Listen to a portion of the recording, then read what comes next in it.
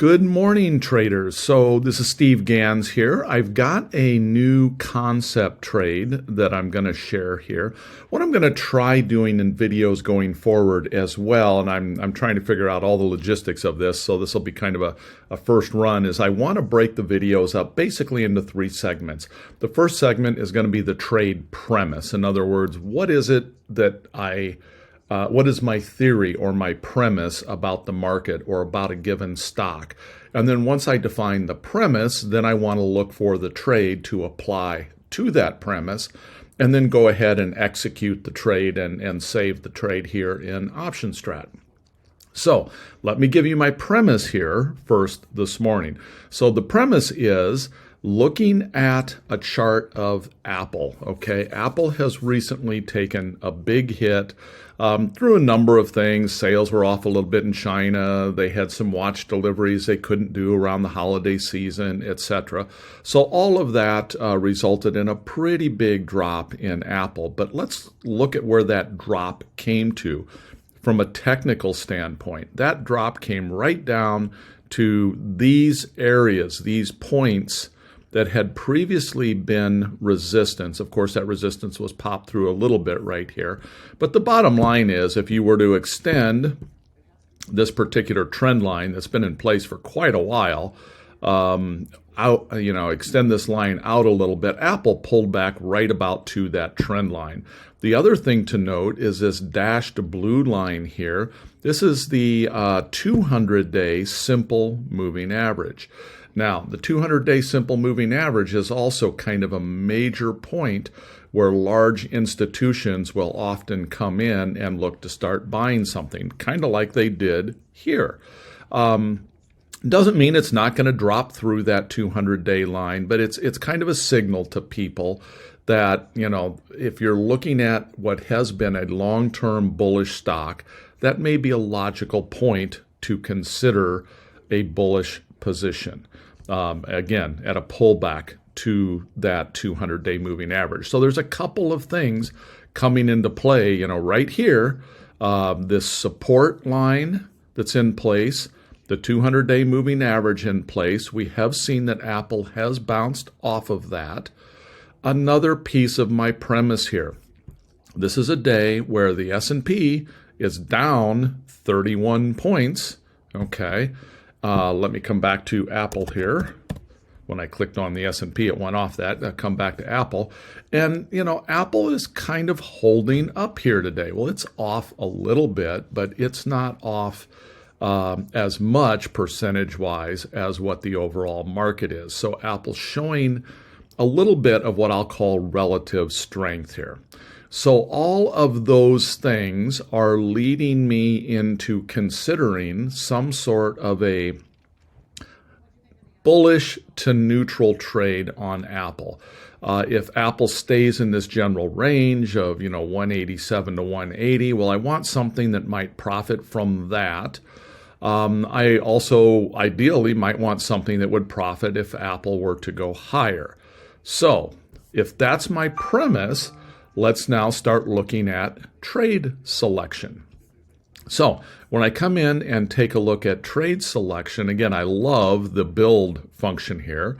And I can look right here at two key bullish trades. I can do a bullish call spread, which is a debit spread. I would have to, pay for that. Or I can do a bull put spread where I'm selling a put and then buying a lower put. So how do I decide between these two? What are some of the differentiating factors? They're both bullish positions, but I'll tell you kind of a general rule of thumb that a lot of people use is they look at the volatility, okay? And let's come back here to Apple. These lines down here, this blue line is implied volatility. That's kind of a fear gauge in the market. When volatility is higher in a stock or in an index, that's when the price of options go up, particularly the put options. When people have a fear that, oh my gosh, I've got a whole bunch of Apple in my retirement account, I need to buy insurance on that. I need to protect that position. When people are in that position and starting to pay up or bid up the value of those puts, that's when I want to be a seller, okay? So if I look at this, I'm looking at maybe being a seller of a short put in the 180, 179 range, somewhere around there, because my premise is that if Apple comes back down to here, it probably isn't going to drop through there based on these things that I've already mentioned. Doesn't mean it won't happen. My premise is that it will come down and probably, or if it comes down, it probably will not fully drop through there. But I also have to plan for, if I'm wrong, how much heat do I want to take on that position? So let's come back and plot out our position. So again, deciding the position, the trade selection, well, I don't really want to buy options. I don't want to buy a spread when volatility is higher because I'd be paying more for that. I want to be a seller.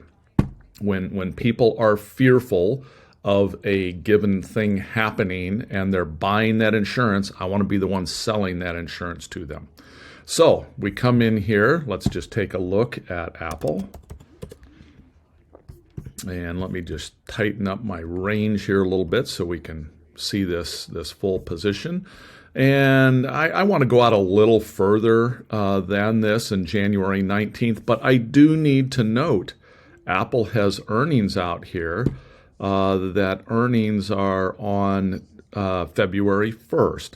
So I probably want to be out of that position prior to earnings. Again, it depends on whether you want to do what's called an earnings trade or not. In my case here, I'm going to say, yeah, I don't really know that I want to carry Apple through earnings at this point.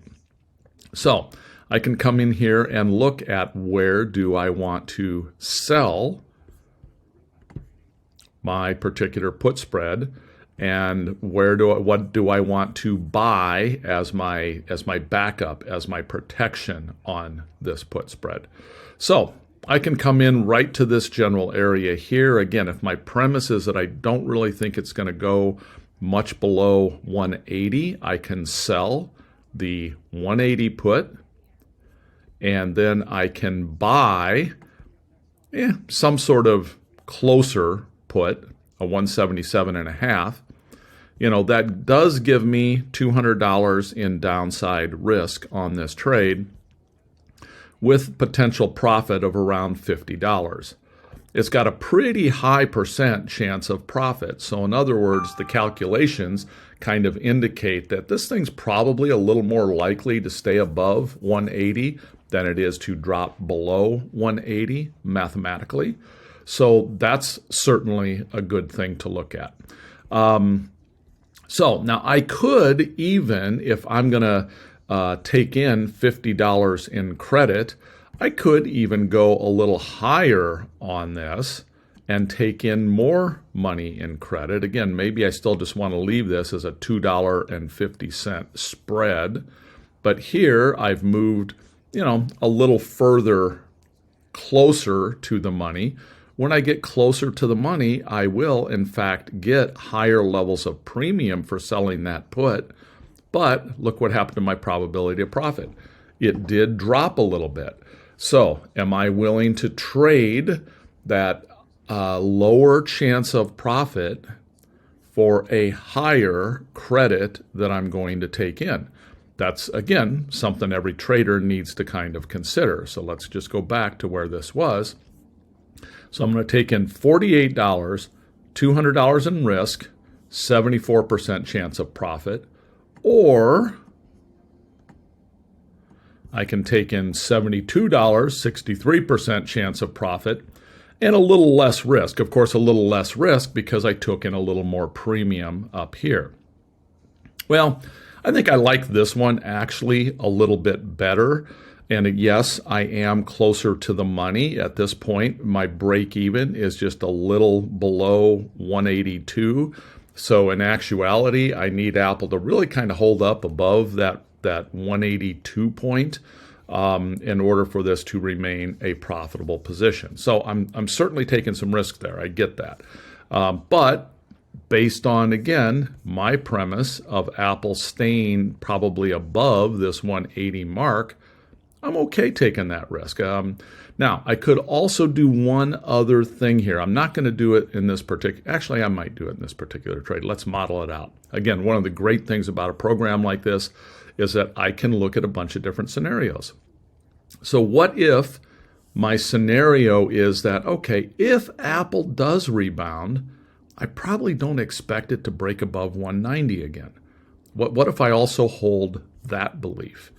Well, I can come in here and I can sell now a call, and I can sell that call at some point here. I'm going to just say 190, and maybe I buy a call above that to essentially turn this thing into some form of a condor.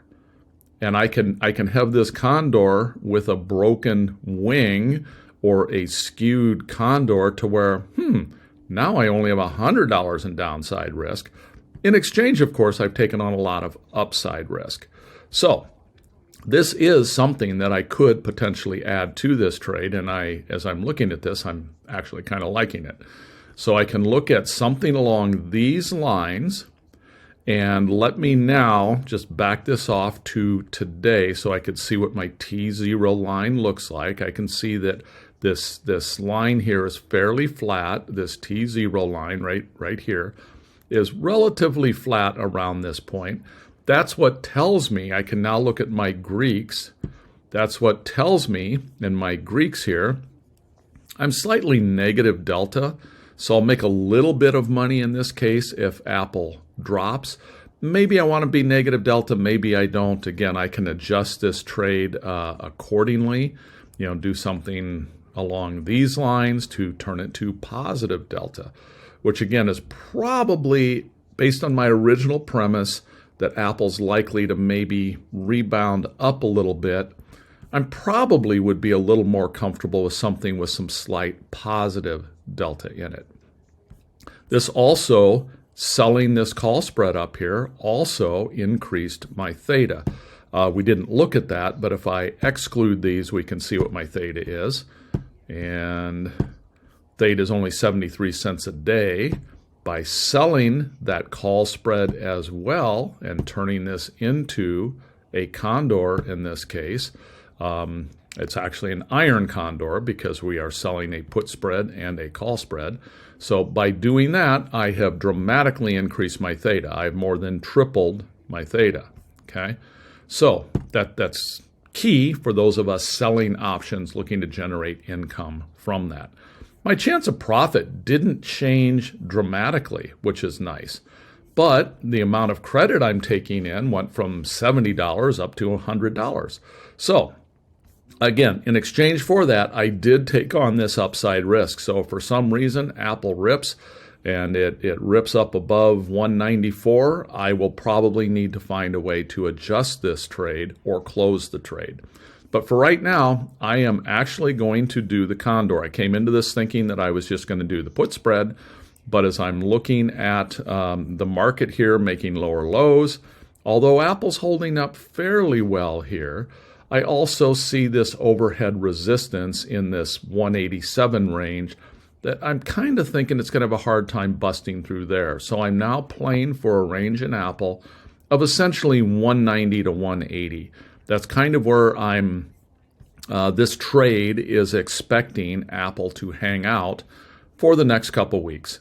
So I'm going to go ahead and save this trade. Again, I always am sharing trades that I want people to do in paper to learn how these things move and to learn the process of thinking about how do we decide a position, what position to open, etc. That's kind of the goal here, is to teach you how to use this valuable tool to evaluate all of these different things. So this is going to be one of the start to finish trades.